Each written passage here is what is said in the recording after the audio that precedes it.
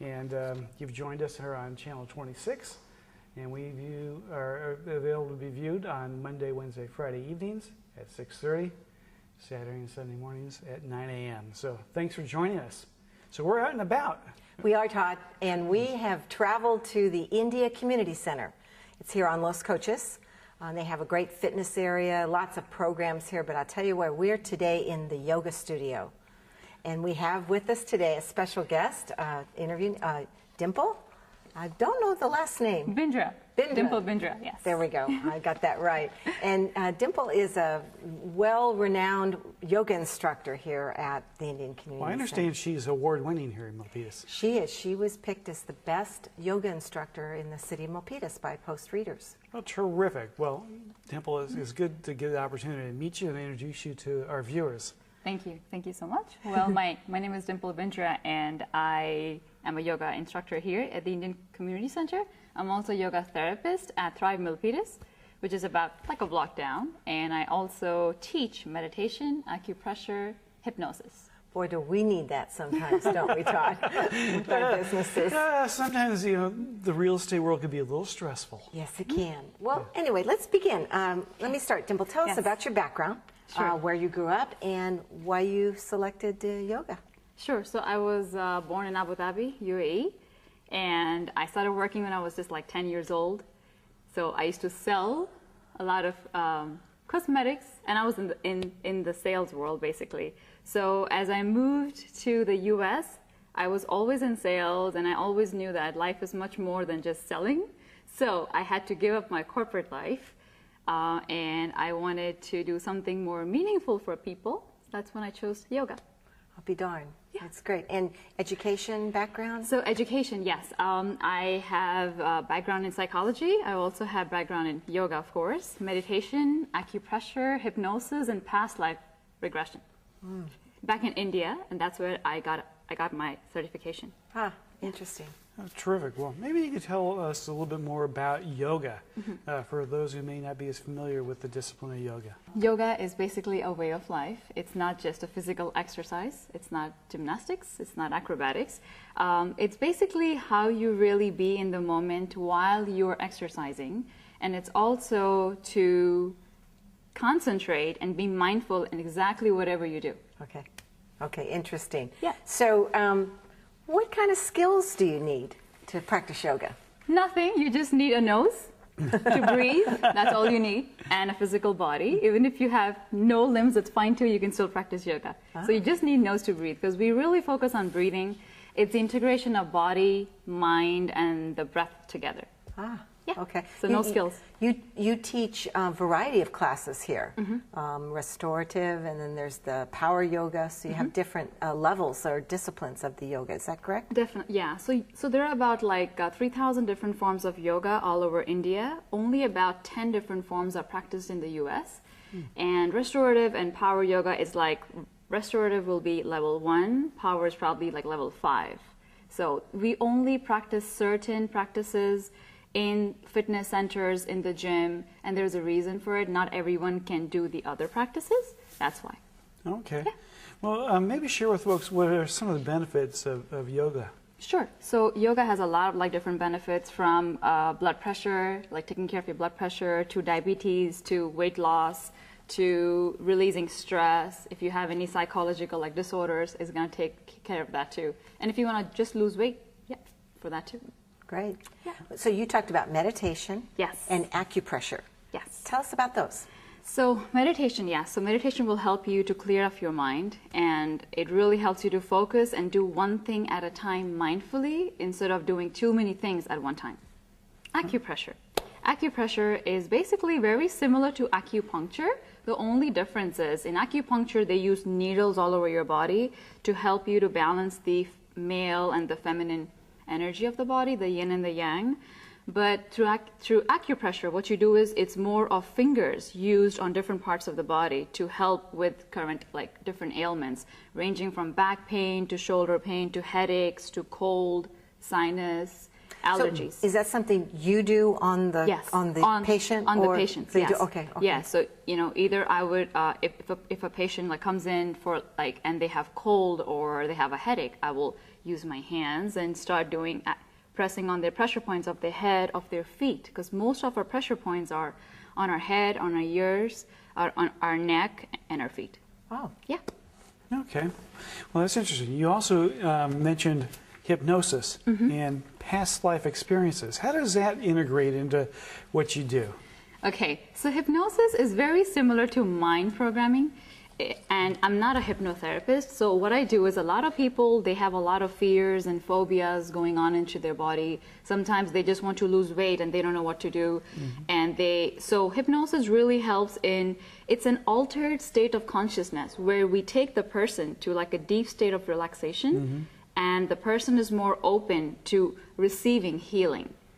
Okay. Only by guiding them on what to do. So it's not that they go and they have no idea on what they're doing. So Definitely this is different than the guy I saw at the county fair who had the hypnosis act. Right? Yes. Okay. Totally different. Yes. Okay. Yes. Totally different. So is that something you provide then? And Yes. you do? Uh-huh. Oh, that's Hypnosis too. interesting. Yeah. Wow. And past life regression is I would say a lot of people are not open to that idea because they think, okay, life is here and life is now, and who knows what's going to happen next. But according to Buddhism, Sikhism, Hinduism, a lot of religions and philosophies, they say that a person, if he is born right now, he's born because he has not attained liberation yet. That's why he's born again. So people go into their past lives to find out what is the purpose of their life right now and why were they born. And maybe they were born with some diseases which they don't know how to take care of it. So we take the person into their past life to take out the bad stuff, so that they can find out what is the reason why were they born, and then fulfill their life's purpose or fulfill their life's desires, basically. Okay. Yeah. Well, as I mentioned before to the viewers, you were selected as the best yoga instructor. Thank you. And by the Milpitas readers. Thank you. And go ahead. Why do you think you were picked that way? I seriously don't know these. I was And I know shocked. you're humble. And I know you're very humble. So I seriously have no idea why, but I think maybe it's because I don't relate to people just as a student and a teacher approach. So the relationship is not just transactional, like you come and you go and you do yoga and that's it. I really connect with people on deeper levels, and I think maybe this is what I think, probably added a little value to their life. And they probably felt it within themselves, and they thought, okay, we have changed a little bit, so let's give the credit to her. So maybe that's why I probably got it. You're but sweet. yeah, Good. so yeah. well, and I can attest as one of your students. Oh yeah, she's awesome in yoga, by the way. Many years, and you certainly were well deserved that award. Thank you. Well, you help lots of your students, through yoga and the meditation and some of the things that you practice. Yes. How has it impacted your personal life? How have you benefited? Oh, a lot, I would say. As I was saying earlier, I was very young when I started working. So I was diagnosed with a lot of health conditions, and I didn't know what to do, and I never wanted to take prescription meds whatsoever. And I was overweight. I was about close to 200 pounds. That's when I was about 16 years old, and I walked into a yoga studio, and it just fascinated me when I saw people doing yoga, and I was like, okay. I tried it for the first time. My teacher said, hey, I think you have practiced yoga before. I was like, no, it's my first time. He said, no, you definitely have practiced it before. That's when something clicked onto me, because I was open to past life. So I thought, okay, I must be doing yoga. That's when it all started, my journey. How did it impact? A lot of ways. I lost so much weight. I'm much more calmer now. I used to have anger issues. I used to fight a lot. I used to curse a lot. Not anymore. You're so sweet. I don't believe that. But I have a hard time believing I do. Not anymore, but yeah, thanks to yoga and meditation. And I would say I was very much distracted at all times, but not anymore. So I really give all the credit to yoga and meditation. So what kind of goals do you think they have here at the India Community Center? Maybe you're involved with the programming, or Are they going to expand the yoga practice here? And we can Right. talk So- about what that's going on. Sure. So the India Community Center, they hired me as an instructor, and they tried expanding the programs in the past. I'm not sure what they really want to do next, but I was just hired as an instructor, and I'm just an instructor right now. So I don't know what they want to do in the future. Okay. But in case they want to do something, I'll definitely be open to adding like different programs. Yeah. Well, good. Well, one of the things we'd like to do for folks is perhaps do some demonstration Yeah, of definitely. what yoga is, how do you practice that. Sure. And I know maybe before we do that, we want to Give you a- recognize you. Oh, Yes, thank you. Thank you gift. Thank you. It's a Valley Homes on TV. Thank you. Autograph. I taught it myself. No. Thank you. We don't Thank go you, that guys. far. Thank you. So anyway, that will be. Thank you. I good can wear memory. this. I can wear this to You can wear that. very soon whenever you come into class. Namaste everyone. So I'm going to show you a few poses that we'll be doing for yoga. They are going to be from my power yoga sequence. So we'll start off in downward dog. You'll spread your fingers completely and you'll push back. This is the most popular pose in downward dog. And you'll just keep your feet hip length apart, separate your fingers, lift your hips up as high as you can go, just maintaining that good stretch in the hips and the lower back. The next pose that we'll go to is called the fire hydrant position. You lift the right leg up as high as you can go and you'll bend it all the way to the left side. We'll do the same thing on the other side. Left leg goes up high, inhale. Exhale, bend it over to the right, just feeling that good stretch. This really helps to open up the hips. And then from here, you're gonna bend your knees, look straight ahead, jump forward into your chair pose, which is the next position. Your knees are completely bent and spread your fingers completely. I'm gonna face you guys here, okay? And now the next position will go into a balancing pose called Lord of the Dancer. So first your fingers completely facing together, and I'm going to face that way so that you guys can see better in a better view. Lifting the left leg up, concentrating on your breath. And another popular position is the tree pose. Just to bring your hands to your heart center, lifting the leg up, placing it anywhere on the standing leg. You can look at one position, focus, breathe, maintaining a stronger tree. And from here, you're gonna go down into standing leg split. So just to drop the hands down and lifting the back leg up as high as you can go. Again, all these poses really helps to balance each and every part of the body and of course strengthen the mind. From here, I'm going to take it down to another position called the Warrior 3. We'll bring the hands to the heart center. You note all of these positions are balancing again. And we're going to lift the back leg up, keeping it flexed. Bending the hand down all the way. Okay, next. We'll drop it back to our downward dog. I'll show you another position. Really to open up the heart center. Right leg goes up all the way. Move it down to the left side. And then simply go into reversing. Opening up the heart center. This is called the freedom pose. Getting rid of all the bad stuff in your body, all the negativity. Coming back into plank position. That's another pose. And then chaturanga, which is the standard push-up position. And then the cobra pose. Inhale in the cobra, exhale, downward dog. So I'm gonna go into the plank position next, which is the standard plank. Your belly button is in tight. And then to chaturanga, that's your push-up position. And then cobra pose, really good for the back, shoulders. And then downward dog. From here, I'm gonna slowly come back up. Okay, I'm gonna come back up all the way. And thank you. That was my demonstration for yoga poses. So my name is Dimple, and if you wanted to get more information to ever learn yoga or meditation, you can always contact me at area code 347-236-6866. It's my cell phone number. Or you can email me at yogacanheal, yogacanheal.com, or just visit my website,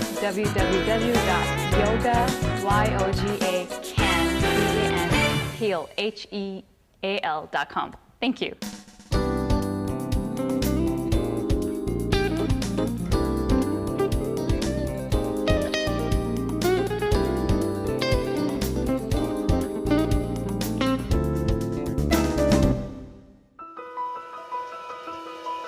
years, trends and styles may come and go, but the important things remain the same. Generation after generation, consistently there, creating moments and memories to last a lifetime. Like a true friend, the national parks have always been there for you, and now you can be there for them. Support the National Park Foundation and help protect America's treasured places.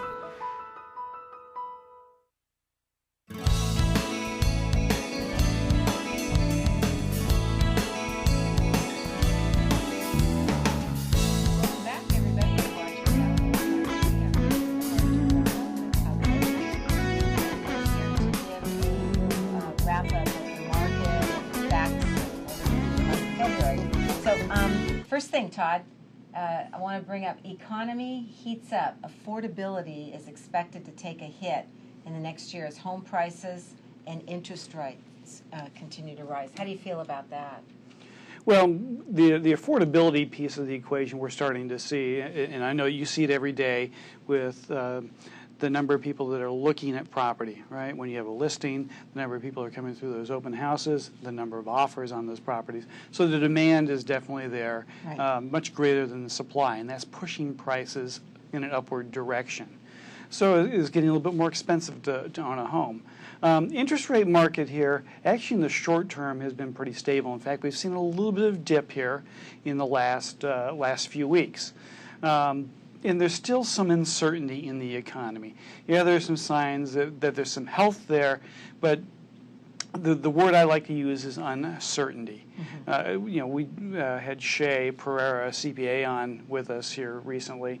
And Shay talked about some of the changes in taxation. Mm-hmm. And those sort of things cause uncertainty in people's minds, and particularly about their plans for future investment.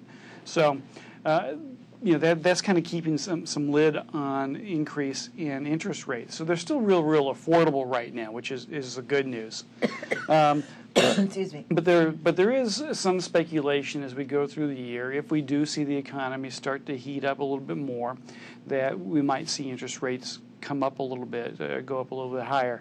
Again, we've been talking about this for the last several years. We've got to keep an eye on the unemployment rate. Under 6% is the Fed target, and inflation, 2% is the target there. Once we kind of hit those metrics, then we'll probably start to see some changes perhaps in Fed policy. And I think that you're accurate when you talk about uncertainty. I do talk to buyers coming in open houses, and mm-hmm. The job market seems to be stable. Yes. But and I do think we're at a point. It's been widely publicized that we're out of the bottom of the market, and yes. It's just on the way up, and they don't see a dip or any kind of change other than maybe an upward pressure of pricing. So mm-hmm. The market's strong right now. It is, and I think we're also returning to more of a balanced or more normal sort of market when it comes to the inventory of properties that are for sale. I would agree. We don't have the distressed properties like we had before. It's interesting. Here's another article just a couple weeks ago in the San Jose Mercury News talking about is now an opportune time to sell. And I think it's a big question in a lot of sellers' minds. Should I sell now or wait for the spring? And there's a lot of factors that go into deciding, and of course, family planning, mm-hmm. as Shay talked about. I'm sure you have to look at some tax consequences and what do you want for your family and planning as far as raising a family and what area you want to raise them at. But I don't think you can time it so well. I mean, it's been a good market, and it's going to remain a strong market. Right. And I think those decisions are a personal decision. Well, right, and I know you talk to a lot of people who are considering selling their homes, and it's not always strictly the financial considerations that people have when they sell. There are all sorts of life events. People have relocations, changes in family structures, and other motivations that people have for selling. I like that word, life events. Those are good. Well, life happens, right? Life happens. And we react to those changes as we go along. Yep. So. Okay, so let's go into some numbers. Sure. Let's look at what the market's doing. Let me give you some statistics. Back in December of 2012, We had an average single-family price in Milpitas of $711,000 and a median price of $660,000.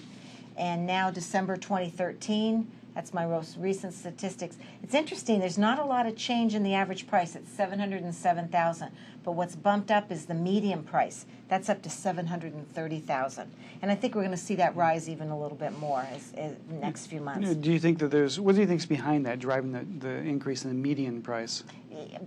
I don't know. I'm not really certain, other than I guess it's maybe limited market. There's very few. Inventory is tighter now than it was before, so that would so with fewer sales, that tends to drive that number up. And also we have a lot of upper end. You know, we got homes over $1 million in Milpitas, and they're selling. So that's definitely driving that price up. Okay. So condos are continuing to rise. This is unbelievable. December 2012, $344,000 for average price. Median price $332,000. That's now shifted to $517,000 for average price and $521,000 for a median price. I did not expect. Those have been some dramatic changes, particularly in the condominium market. Yes, and particularly we've got so much building going on in the city that I would have thought that would have flooded the market and put more supply out there and maybe kept the prices stable, but that's not the case. What it goes to show you is that you still have young family. I have a family that I was working with just today, young married couple, and they have a couple children looking at a condominium, $400,000. So that's what's affordable, and that's what they're getting into, and they appreciate having that. Well, I think the other thing it does is it provides evidence how great of a place Milpitas is to live. Folks want to live here. We've got great schools, shopping, real convenient location here in Silicon Valley to all the amenities that you want. Great parks. Exactly. Great services, Yeah. Who wouldn't want to live in Milpitas? Well, we're being flagged down, so we could go on and on. So, Todd, thanks a lot again for everything you do and making this show happen. It's been a lot of fun, and we'll continue to do this. And we enjoy doing it. Yep. So we'll see you folks later. Thank you for watching Valley Homes on TV.